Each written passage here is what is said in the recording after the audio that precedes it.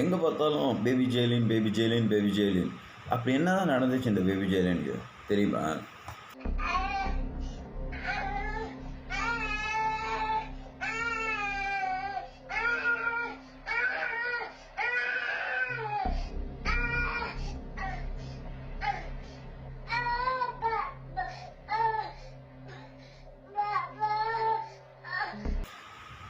ஒரு தாய் தன் பிறந்த குழந்தைய 16 மாதம் ஒரு குழந்தைய வீட்டில் அந்த பேக் அண்ட் பிளேன்னு சொல்லுவாங்க, அதில் விட்டுட்டு வீட்டில் லைட்டெல்லாம் அடைச்சிட்டு ஒரு சிசிடிவி மட்டும் பொருத்திட்டு 10 நாள் வெக்கேஷன் போணுச்சுன்னு சொன்னால் அவங்களால நம்ப முடியுமா?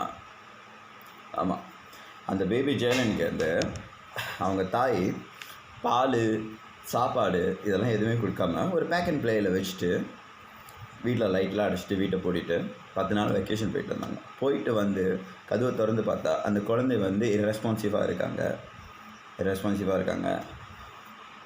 உடனே ஹாஸ்பிட்டலுக்கு கூட்டிகிட்டு போய் அட்மிட் பண்ணால் அந்த குழந்தை இறந்துருச்சு. எப்படி இறந்துச்சு தெரியுமா? தண்ணி இல்லாமல், சாப்பிடாமல் இல்லாமல், டீஹைட்ரேட் ஆகி மயக்கம் போட்டு விழுந்திருக்காங்க. அதுக்கப்புறம் கிட்னி ஃபெயிலியர் ஆகிருக்கு. இதெல்லாமே இந்த 10 நாளில் நடந்திருக்கு. கிட்னி இந்த குழந்தைக்கு ஃபெயிலியர் ஆகிருக்கு. அதுக்கப்புறம் கோமாவுக்கு போயிருக்கு. கோமாவுக்கு போன உடனே தான் அந்த தாய் வந்து அந்த 10வது நாள் வந்து அந்த குழந்தைய தூக்குன டைம் கொண்டு போய் ஹாஸ்பிட்டலில் சேர்த்தப்போ சிகிச்சை பலனின்றி இந்த பேபி ஜெயலின் இறந்துட்டாங்க. நம்மளாம் கலிகாலத்தை நோக்கி போய்கிட்டு இருக்கோம். இப்போ உள்ள தாய்மார்கள் இருக்கிற நம்மளாம் வந்து பார்த்த மாதிரி தாய்கள் நம்மளுக்கு கிடைச்ச ஒரு தாய்மார்கள் மாதிரிலாம் இனிமேட்டு ஃப்யூச்சரில் வரக்கூடிய குழந்தைகளுக்கு கிடைக்குமான்னு பார்த்தீங்கன்னா ஒரு கேள்விக்குறி. கலிகாலம் பிறக்கக்கூடிய அறிகுறி இப்போ தெரியுதுங்களா? தாய்களை வந்து அதாவது மதர்ஹுட்டை வந்து எப்படிலாம் ஒரு காலத்தில் வந்து இருந்த தாய்கள் வந்து நம்மளுக்கு கொடுத்து அந்த மதர்ஹுட்டை வந்து வேறு மாதிரியான போர்ட்ரே பண்ணோம்ல, இனிமேட்டுக்கு வரக்கூடிய குழந்தைகள் தாய்மையும் சரி தாயையும் சரி போர்ட்ரே பண்ணவே மாட்டாங்க. குழந்தைகளை விட்டுட்டு தன்னுடைய சுய ஆசா பாசத்துக்காக விட்டுட்டு ஓடி வேற ஆள் கூட போகிறது, குழந்தைகளை இந்த மாதிரி வீட்டுகளை வச்சு பூட்டிட்டு ஒரு நாய் வளர்க்குறோம். நாய் எத்தனை வச்சுருக்கேன்னு உங்களுக்கே தெரியும். நான் வந்து என்னோடய குட்டிங்களை வீட்டில் விட்டுட்டு போனாலே வேலை ஹவர்ஸ் முடிஞ்சு 8 ஹவர்ஸ் முடிஞ்சு நான் வீட்டுக்கு வரும்பொழுது அவனுங்களுக்கு அந்த 8 ஹவருக்கு தேவையான எல்லா விஷயமும் செஞ்சுட்டு போவேன். அந்த 8 ஹவரை தாண்டி 10 ஹவர் ஒரு 1 ஹவர் கூட போச்சுன்னா இவனுங்க என்னை தேடி வீட்டில் அப்படி அநியாயம் பண்ணுவானுங்க. வீட்டுக்குள்ளே வந்து பூந்த உடனே எல்லோரும் என்கிட்ட பயங்கரமாக கம்ப்ளைண்ட் பண்ணுவானுங்க, பேசுவானுங்க, என்னை ஏசுவானுங்க. அவனுங்களுக்கு கூட வந்து தாய் இல்லாமல் நான் இல்லாமல் இருந்தேன்னா அதுங்களுக்கு என்ன செய்யணும்னு தெரியும். பிறந்த குழந்தைக்கு 16 மாதம் 1 வயசு 4 மாதம் குழந்தைக்கு சொந்தமாக பால் எடுத்து சாப்பிட தெரியுமா? நீங்கள் கலக்கி வச்சுட்டு போனாலும் சரி, போட்டு வச்சுட்டு போனாலும் சரி, எடுத்து சாப்பிட முடியுமா? தாயாக தான் தேடும். இந்த பேபி ஜெயலின் குழந்தை அம்மா அம்மா அம்மா அம்மான்னு தான் அந்த சிசிடிவி ஃபுட்டேஜில் நீங்கள் பார்த்தீங்கன்னா அம்மா அம்மா மம்மி மம்மி மம்மின்னு தான் கத்திக்கிட்டு இருக்குது.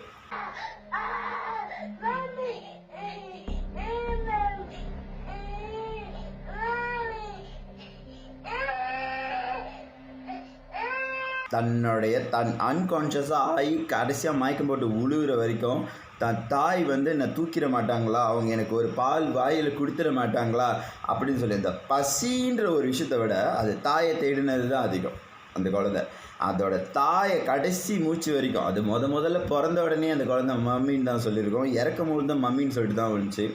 ஒரு தாய்க்கு வந்து ஒரு குழந்தை வந்து இதை விட வந்து ஒரு பெரிய விஷயத்த கொடுக்கவே முடியாது. கடைசியாக உயிரை விடுற அந்த தருணத்தை கூட அந்த குழந்தை மம்மி மம்மின்னு தான் சொன்னிச்சு. ஆனால் அந்த மம்மி மேலே அந்த குழந்தை வச்ச நம்பிக்கைக்கு அந்த குழந்தைக்கு கிடச்சது என்னமோ பரிசாக மரணம் தான். இந்த தாயை வந்து பிடிச்சிட்டாங்க.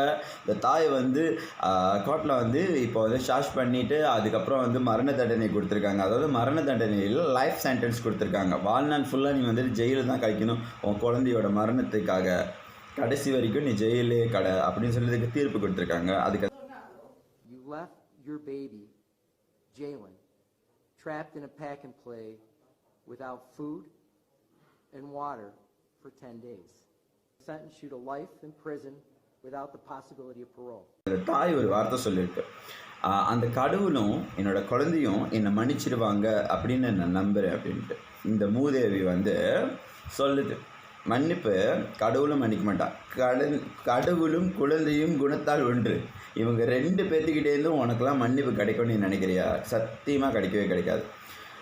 என்ன கேட்டால் வந்துட்டு அந்த குழந்தை எப்படி பசியிலையும் தாகத்துலேயும் 10 நாளாக துடிச்சு தன்னோட உயிரை விட்டுச்சோ, ஒரு ஒரு ஒரு வேற ஒரு நபர்னால் வந்துட்டு இந்த குழந்தை வந்து ஏமாற்றப்படலை. தான் பெத்த தாய்.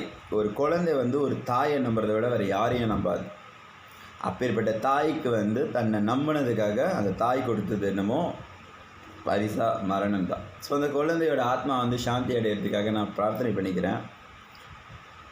எனக்கு தெரியல, அந்த மாதிரி ஒரு வேதனையை வந்து அந்த தாய் அனுபவிக்கணும். அதே மாதிரி லைஃப் சென்டென்ஸ் கொடுத்து சோறு இல்லாமல் தண்ணி இல்லாமல் மரணத்தை கொடுத்தா தான் தான் குழந்தையோட மரணம் எப்படி இருந்திருக்கும்னு சொல்லிட்டு அந்த தாய்க்கு